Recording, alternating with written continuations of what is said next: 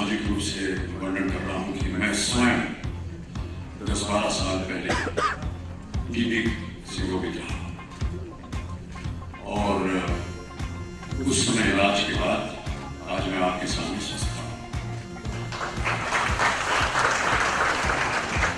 मुझे लगा कि अगर मैं स्वयं टीबी का मरीज